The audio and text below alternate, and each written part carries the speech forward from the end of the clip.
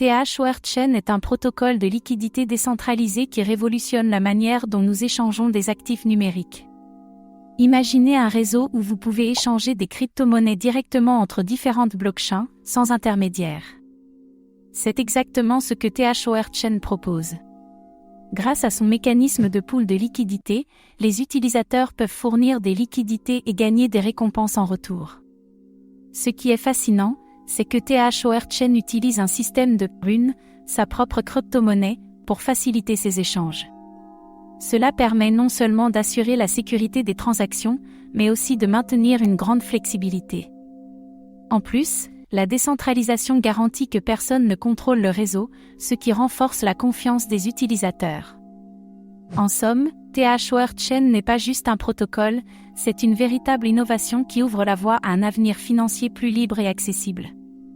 THOR Chain est un protocole de liquidité décentralisé qui permet aux utilisateurs d'échanger des actifs numériques sur différentes blockchains sans avoir besoin d'un intermédiaire centralisé.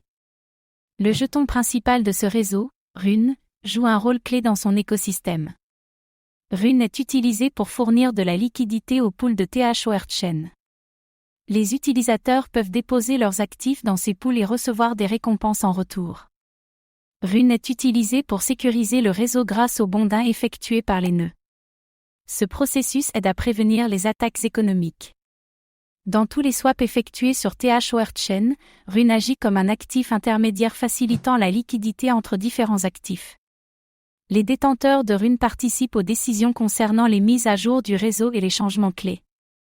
THOR Chain a été créé par une équipe décentralisée et anonyme de développeurs. Cette équipe développe le réseau sans dépendre d'aucune entité spécifique.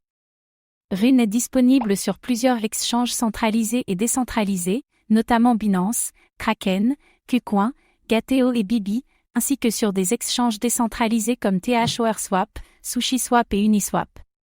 Les frais de transaction sur THOR Chain varient en fonction de plusieurs facteurs tels que la liquidité des pools et le trafic du réseau. Ces frais sont généralement calculés en pourcentage du montant de la transaction et sont utilisés pour sécuriser le réseau et rémunérer les nœuds. Le projet THOR Chain a été lancé en 2018 et est depuis reconnu comme l'un des protocoles de liquidité interchaîne les plus importants. Avec l'expansion de l'écosystème DeFi et la demande croissante pour des transactions décentralisées, Rune pourrait bénéficier de cette tendance.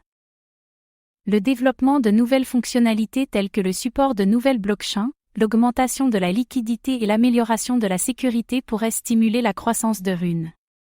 Avec le renforcement des régulations sur les plateformes centralisées, les utilisateurs pourraient être attirés vers des solutions décentralisées comme THOR Chain.